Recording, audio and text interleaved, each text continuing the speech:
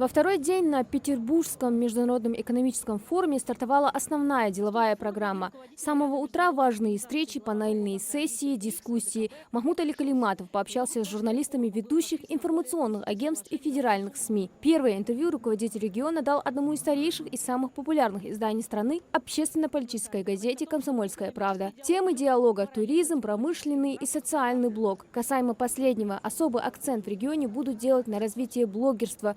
За последние 5 лет в регионе введено в строй 50 детских садов и 48 школ. Это позволило создать свыше 7 тысяч рабочих мест. О реализации нацпроектов, экономики региона, инвестициях Махмуд Али Калиматов рассказал в интервью телеканалу «Россия-24». Махмуд Али Макшарипович, я вас приветствую. Я уверен, что у вас тоже насыщенная программа на форуме. Вы не могли бы нам рассказать подробнее об этом?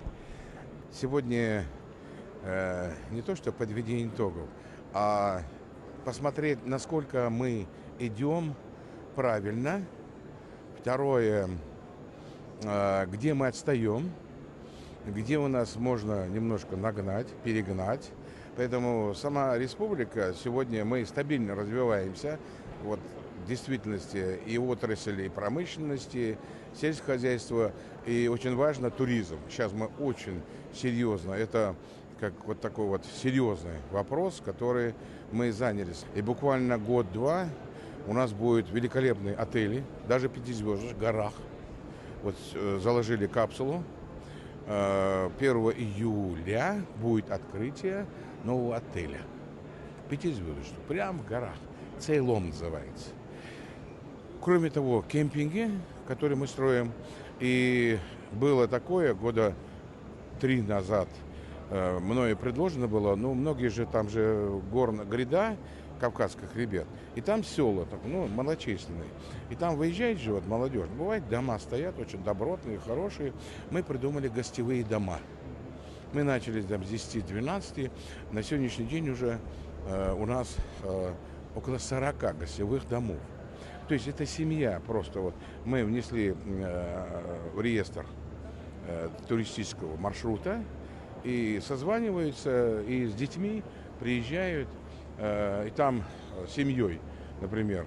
И хозяева, если они хотят национальную кухню, договариваются с хозяйкой, она или приходит раз в неделю, или ежедневно приходит и готовит им. Кроме того, мы, чтобы как бы обеспечено было удобство, мы выделяем некоторые гранты на этот дом, который гостевой регистрируется, да? То есть я понимаю, что несмотря ни на какие агрессивные санкции, высокие ставки, экономика развивается, инвестор есть. Вы знаете, у нас где-то портфель, где-то более 40 миллиардов. Алюминиевый кластер развился, да, который в месяц теперь 900 тонн дает профиля, да. И мы от 10 до 18 тысяч тонн хотим развить это тоже. Это входит туда 15 предприятий, алюминиевый кластер. И сегодня говорить там импортозамещение, я даже это слово теперь не воспринимаю. Конечно, у нас таких масштабов нет, как там другие большие регионы. Вот приезжал там Рустам Нургалиев, вот Татарстан посещал республику, соглашение с ними подписали. И поэтому, если брать ситуацию в части санкций, они действуют. Но я вам скажу одну вещь. Вот свои размышления. Раньше они говорили, что у нас железный занавес. Помните, наверное, да, Антон? А сегодня, значит, у них. Они взяли железный занавес, повесили. Понимаете, это хорошо. Теперь мы, вместо того, чтобы покупать польскую картошку там или яблоки какие-то турецкие, мы теперь начали выращивать. У нас в прошлом году, сад-гигант у нас здесь, 61 тысяча тонн заложено яблок. Сегодня агропромышленный комплекс, который 5 тысяч тонн томатов производит, да, выращивает, у нас до 25-30 тысяч тонн будет через год, максимум через 1,5. То есть мы развиваемся уже своими силами. И самое главное, что к нам с этими корзинами, с нитратами, грязь эту, да, ГМОшную, к нам не тащат. У нас чистый продукт. Спасибо вам большое, что нашли время. Я желаю вам плодотворной работы на форуме.